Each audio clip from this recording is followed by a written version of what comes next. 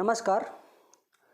कबीर के दोहे, ये वीडियो उनके लिए है जो किसी कारणवश क्लास या कक्षा में शामिल नहीं हो पाए थे या फिर ऑनलाइन कक्षा में नेटवर्क प्रॉब्लम के वजह से बात स्पष्ट नहीं हो पाई, समझ नहीं पाए, तो उनके लिए।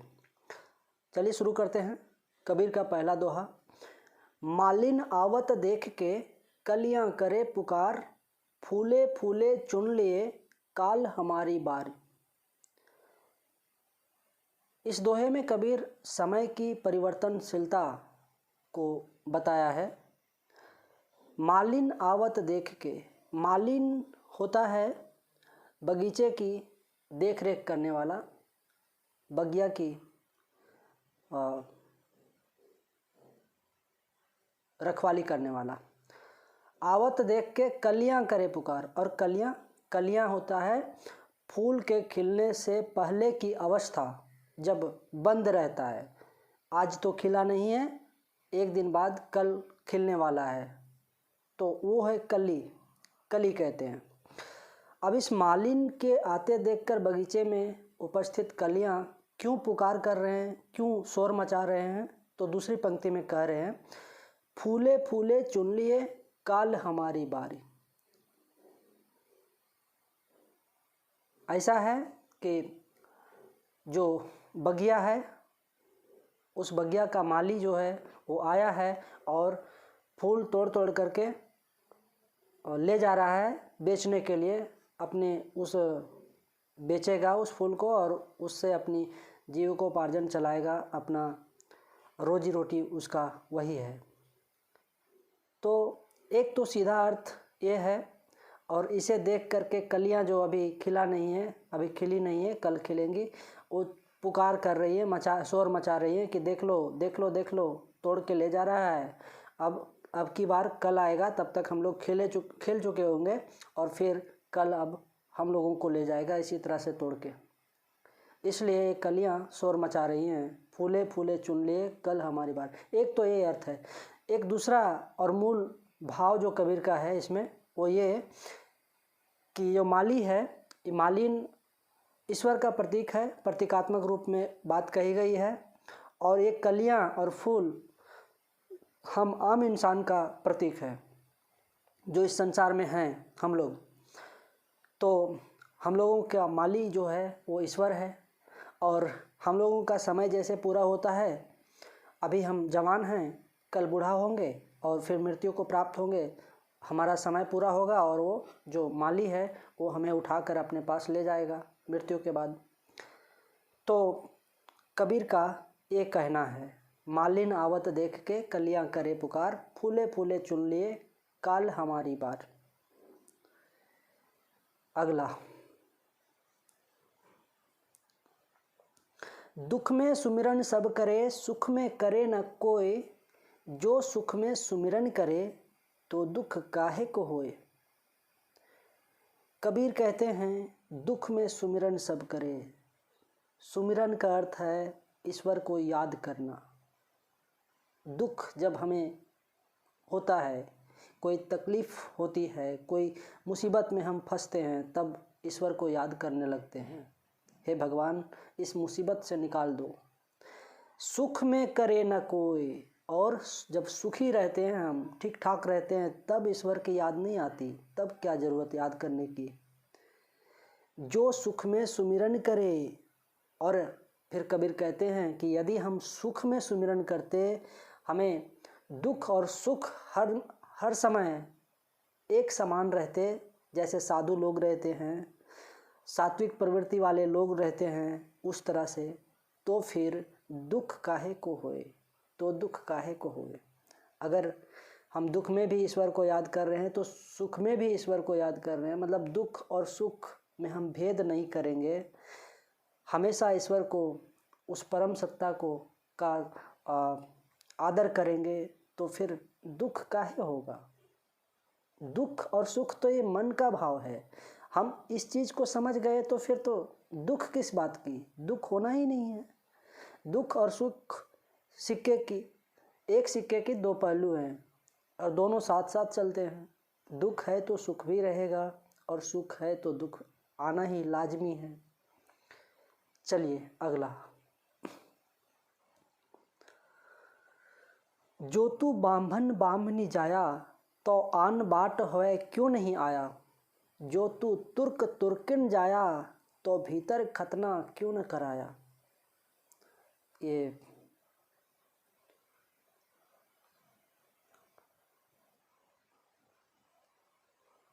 वर्ण व्यवस्था के खिलाफ, वर्ण व्यवस्था पर कुठाराघात है, व्यंग्य है एक तरह से कबीर का। और दूसरा धर्म पर भी आघात है, व्यंग्य है। कबीर कहते हैं जो तू बांभन बांभनी जाया, बांभन का मतलब ब्राह्मण और बामनी का मतलब ब्राह्मणी, ब्राह्मण की पत्नी। तो अगर तुम ब्राह्मण हो और ब्राह्मणी की जाया, जाया का मतलब पैदाइश, उसके बच्चा, बामन बामनी के बच्चा हो, तो फिर कबीर तर्क करते हैं तो आन बाट हुए क्यों नहीं आया, फिर तुम दूसरे रास्ते से आना चाहिए ना। ये जो समाज में बताया जाता है कि हिंदू, खासकर हिंदू वर्ण व्यवस्था में, कि ब्राह्मण मुख से पैदा हुआ है, ब्रह्मा के मुख से, क्षत्रिय भुजाओं से, वैश्य जंघाओं से और शूद्र तलवे से, पैर से। कबीर इसको मानने से इनकार करते हैं और तर्क करते हैं, हम तो इस बात को नहीं मानेंगे। क्यों नहीं मानेंगे भाई? तो यदि तुम बामन बामनी का जाया हो, अगर पैदाइश हो ब्राह्मण के, तब तो तुमको आन बाट होकर आना चाहिए, दूसरे रास्ते से आना चाहिए। तो यहाँ तो देखते हैं कि जिस तरह से हम पैदा हुए उसी तरह से तुम भी पैदा होते हो। ये हो गया हिंदू धर्म के जो वर्ण व्यवस्था है, इस पे करारा चोट। दूसरे पंक्ति में फिर कबीर कहते हैं जो तू तुर्क तुर्किन जाया, तो भीतर खतना क्यों न कराया। तुर्क तुर्किन, यहाँ पे तुर्क से मतलब तुर्कमेनिस्तान जो एक जगह है जहाँ पे मुसलमान लोग रहते हैं, मुसलमान से, इसका तात्पर्य मुसलमान से है। कहते हैं कबीर कि जो यदि तुम तुर्क तुर्किन जाया है, तुम मुसलमान के पैदाइश हो, तो फिर भीतर खतना क्यों नहीं कराया। एक खतना होता है मुस्लिम धर्म में, एक रिवाज है, जब बच्चा पैदा होता है और थोड़ा सा कुछ बड़ा होता है, उसके बाद में उसको जो मेल होता है लड़का, उसका जो जननांग होता है, जो शिश्न होता है, उसका अगला भाग काट के उसका त्वचा ऊपर से हटा दिया जाता है, ताकि उसको, वो मान्यता उसका है कि अल्लाह का ऐसा कहना है, ऐसा नहीं करेगा तो उसका धर्म वो नहीं मान पाएगा और ये पाक साफ नहीं रह पाएगा, उससे वो पाक साफ रहेगा, पेशाब उसमें लटका नहीं रहेगा। तो कबीर यहाँ व्यंग्य कर रहे हैं कि जो तू तुर्क तुर्किन जाया, अगर तुम मुसलमान के पैदा हो तो भीतर खतना क्यों न कराया। तब तो अल्लाह की जब मर्जी है तो वो तो वहाँ से ऑटोमेटिक बना के भेजता ना, वैसा कटिंग शटिंग करके सब सेट करके भेजता है एक ही बार। फिर यहाँ क्या ढोंग कर रहे हो, बच्चे को तकलीफ दे रहे हो, बेकार का परेशान कर रहे हो, फिर उसको काट रहे हो और उसमें फिर हल्दी और वगैरह वगैरह दवा लगा रहे हो, बेचारा परेशान कर रहे हो उसको। कबीर का ये कहना है इसमें, जो तू तुर्क तुर्किन जाया, तो भीतर खतना क्यों न कराया। एकदम पाखंड के घोर विरोधी हैं कबीर। चलिए अगला। चौथा, मुंड मुड़ाए हरि मिले, सब कोई ले मुड़ाए, बार बार के मुंडते, भेड़ न बैकुंठ जाए। मुड़ मुड़ाए, मुड़ मुड़ाए से तात्पर्य यहाँ भी ये ढोंग और पाखंड का पर्दाफाश किए हैं, इस पर फिर से कुठाराघात किए हैं, फिर से प्रहार किए हैं। मुंड मुड़ाए हरि मिले, मुंड होता है माथा और मुड़ाए का मतलब है माथा का बाल साफ कर लेना, छील लेना, खत्म कर लेना, इसको साफ कर लेना, टकला हो जाना। मुंड मुड़ाए हरि मिले, सब कोई ले मुड़ाए, तब तो फिर सब कोई सेठ ही बन जाएगा और सबको ईश्वर की प्राप्ति हो जाएगी। जब ऐसा है, मुड़ मुड़ाने से हरि मिलता है, हरि का मतलब है ईश्वर, हरि मिले तब तो फिर सबको ईश्वर मिलेगा, सबको सेठ ही बनेगा, सबको ईश्वर की प्राप्ति करेगा। फिर कहते हैं, उदाहरण देते हैं, बार बार के मुंडते भेड़ न बैकुंठ जाए। लेकिन कहाँ कहाँ ऐसा होता है? बार बार के मुंडने पर भी भेड़ जो होता है, भेड़ का जिससे ऊन बनता है, उसको साल में 3 बार 4 बार मुड़ा जाता है, फिर भी तो वो बैकुंठ नहीं जाता। बैकुंठ का मतलब स्वर्ग, इसको बोलेंगे मुस्लिम धर्म में ये जन्नत। जन्नत और जहन्नुम की अवधारणा है मुस्लिम धर्म में, और हिंदू धर्म में स्वर्ग और नरक का। स्वर्ग मतलब जो स्वर्ग हम लोग हिंदू धर्म में बोलते हैं उसको मुस्लिम धर्म में जन्नत कहते हैं, और जो हम लोग नरक बोलते हैं उसको मुस्लिम धर्म में जहन्नुम कहते हैं। तो कबीर कह रहे हैं, बार बार के मुंडते भेड़ न बैकुंठ जाए। ये भेड़ को बार बार मुड़ा जाता है, बार बार उसका बाल उतारा जाता है, फिर भी वो भेड़ का भेड़ ही रहता है। कहाँ वो बैकुंठ को प्राप्त करता है? कहाँ उसमें कोई बदलाव दिखता है? हम कैसे मान लें कि मुड़ मुड़ाने से हरि मिल जाएगा? जैसा कि दक्षिण में एक मंदिर है, बालाजी मंदिर, वहाँ पे जो लोग भी जाते हैं सब मुड़ मुड़वाते हैं, सब लोग टकला होते हैं, सब लोग सेठी बनते हैं, यहाँ तक कि लड़कियाँ भी, औरतें भी, सब। तो कबीर इस पर प्रहार कर रहे हैं। चलिए अगला,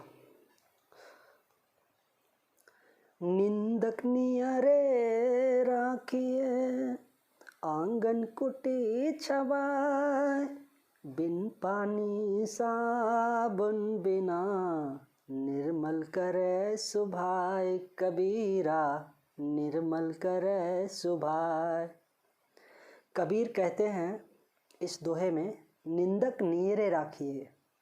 निंदा करने वाले, आलोचना करने, हम लोग जो ऐसा जो सरल जीवन है हम लोगों का, जो आम इंसान है, वो निंदा करने वालों पर बहुत ज़ोर से गुस्सा करते हैं। कबीर कहते हैं नहीं नहीं, ये निंदा करने वाले बड़े काम का चीज़ हैं, इनको सामने ही रखिए, आसपास ही रहने दीजिए, इससे दूर मत भागिए, इससे चिढ़िए मत। ये आपके सर्वोत्तम मित्र हैं। आपको सुधारने का सबसे बड़ा प्रयास ये लोगों का रहता है, निंदा करने वाले लोगों का। हम उनके वजह से कोई ऐसी गलती गड़बड़ी नहीं करते डर से कि कुछ भी गड़बड़ी करेंगे तो वो तुरंत वो पॉइंट निकालेगा, वो बखान करेगा, उसका वो खुलासा करेगा। इसलिए सजग सचेत हमेशा चलते हैं हम, निंदा करने की वजह से। निंदक मेरे सामने अगर है, साथ में है, अगल बगल है, तो बहुत ही सोच समझकर हम जो भी करते हैं, बहुत सोच समझ करके। कबीर कहते हैं, निंदक नियरे राखिए आंगन कुटी छवाए। आंगन, आंगन होता है घर के पास जो अंगना होता है, और कुटी जहाँ पे लोग रहते हैं, कुटिया, इसी इर्द गिर्द रखने को बोलते हैं कबीर, कि उसको साथ में ही रहने दो। वो क्रिटिसिज्म करता है, आपका क्रिटिक है, आलोचना करता है, एक तरह से आपको बिना पानी और साबुन का निर्मल करते रहता है, साफ करते रहता है, स्वच्छ करते रहता है। निंदक नियरे राखिए आंगन कुटी छवाए, बिन पानी साबुन बिना निर्मल करे सुभाए। साबुन और पानी से तो हम अपना शरीर धोते हैं, लेकिन वो हमारी आत्मा को शुद्ध करते रहता है। हम कोई गलत कदम ना रखें, इससे सचेत रहते हैं उसके वजह से। तो ये बड़े काम का चीज़ है। निंदक, निंदा करने वाला व्यक्ति अगर है आसपास तो। अगला, अतिक भला ना बोलना, अतिक भली ना चुप, अतिक भला ना बरसना, अतिक भली ना धूप। कबीर कहते हैं अति कुछ भी अच्छा नहीं है। बुद्ध का जो मध्यम मार्ग है उसी पे लोगों को चलना चाहिए, उसी को अमल में लाना चाहिए। कबीर बुद्ध का उपदेश के पक्षधर हैं, यहाँ पर दिखलाई दे रहे हैं कि अति कुछ भी अच्छा नहीं है। कहते हैं अतिक भला ना बोलना, अधिक बोलना, ज़रूरत से अधिक बोलना, ज़रूरत से ज़्यादा बोलना अच्छा नहीं है। लोग वाचाल कहेंगे, दल्लू कहेंगे, वजन नहीं देंगे फिर तुम्हारी बातों का। ज़रूरत जितना है उतना ही बोलनी चाहिए। अतिक भली ना चुप, और ज़रूरत से अधिक चुप भी अच्छा नहीं है, तो फिर लोग गूंगा बोलेंगे, गूंगा है ही लगता है, कुछ नहीं बोलता। अतिक भला ना बरसना, बरसना भी अच्छा नहीं है ज़्यादा। अगर अधिक वर्षा हो जाए तो बाढ़ आ जाएगी जो जान माल को क्षति पहुंचाने वाला है। और अतिक भली ना धूप, और अगर उगा ही रह जाए सूर्य, ज़रूरत से अधिक धूप ही उगा रहे, बारिश हो ही नहीं, तब उसमें भी नुकसान है, उसमें भी अकाल आ जाएगा, उसमें भी वनस्पतियाँ झुलस जाएंगे, त्राही त्राही मच जाएगा।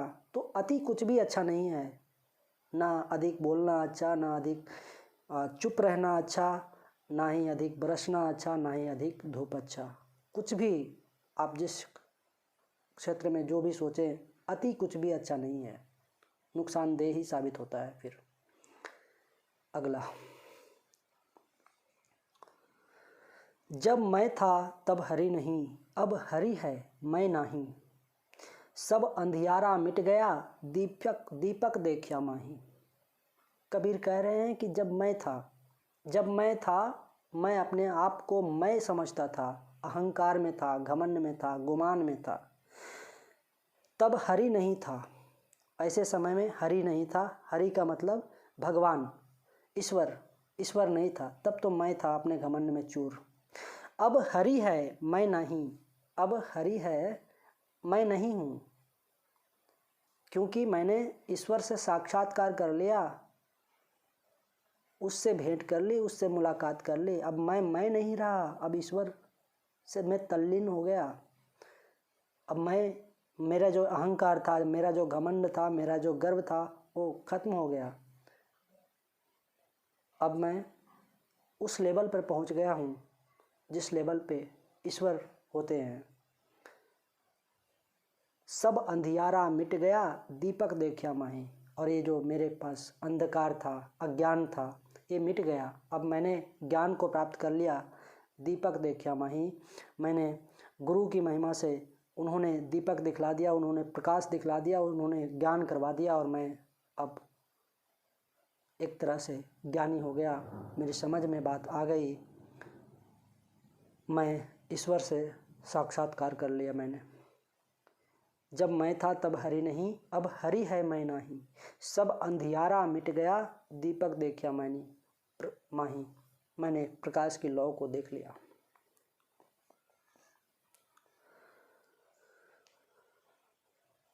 अगला, ये बहुत ही प्रसिद्ध दोहा है कबीर का। काल करे सो आज कर, आज करे सो अब, पल में प्रलय होएगी बहुरी करेगा कब। हम टाल मटोल वाला काम करते रहते हैं। आज का काम कल करेंगे और कल का काम परसों करेंगे, इस पे सौंपते रहते हैं और देरी पर देरी करते जाते हैं, डिले होता ही जाता है और काम बिगड़ता ही जाता है। कबीर कह रहे हैं, काल करे सो आज कर, समय यूं ही व्यर्थ मत गंवा। समय का कोई भरोसा नहीं है, कब क्या हो जाएगा, जीवन की कोई भरोसा नहीं। कल किसी ने नहीं देखा है, इसलिए जो भी करना है कल करने वाला काम आज कर, और आज जो आज करने वाला काम है वो अब तुरंत इसी पल निपटा दो उसको। पल में प्रलय होएगी बहुरी करेगा कब। पल में प्रलय हो जाएगा, और प्रलय होने के बाद तुम फिर बहुरी क्या करेगा, कौन सा काम कर पाएगा। बहुरी करेगा मतलब पत्नी कब करेगा, शादी कब करेगा। तो समय की महत्ता इस दोहे में है।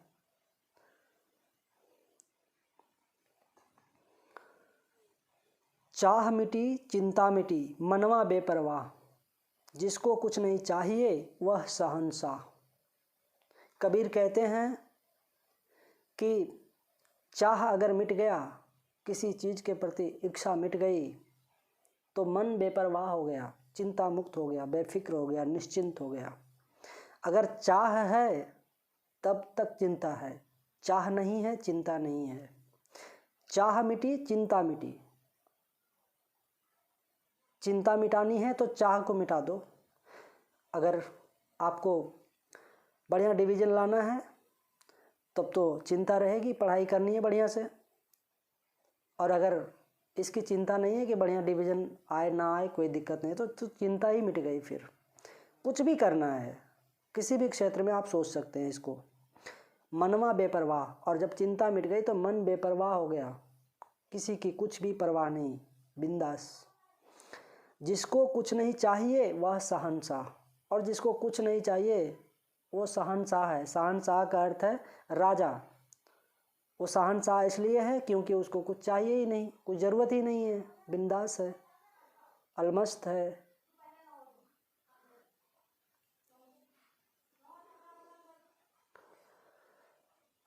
10वां, ऐसी बानी बोलिए मन का आपा खोए, औरन को शीतल करे आपहु शीतल होए। कबीर कह रहे हैं कि बानी ऐसी बोलिए, मतलब बात ऐसी कहिए कि मन का आपा खोए। कोई गुस्सा में भी है तो उसका गुस्सा शांत हो, तुम्हारी बात सुनकर सुरील लगे, कणुप्रिय लगे। बानी ऐसी बोलिए मन का आपा खोए, औरन को शीतल करे आपहु शीतल होए। दूसरों को भी शीतल करे, दूसरों को भी मिठास प्रदान करे और अपना भी मन शीतल हो, ठंडा हो। ऐसा ना हो कि कुछ उटपटांग किसी के सामने बोलते फिर वो भी भड़क जाए और हम भी भड़क जाए, ऐसा नहीं होनी चाहिए। ये जो मुंह है ना, मुंह के वजह से ही लोग पान भी खाते हैं और लात भी खाते हैं। तो हमें सोच समझकर बोलना चाहिए, कब क्या बोलना है, कहाँ पे किस बात को बोलना है, इसका ख्याल रखना चाहिए। तो कबीर के ये 10 दोहे थे। आगे अगली वीडियो में इससे आगे के दोहे। तब तक के लिए धन्यवाद।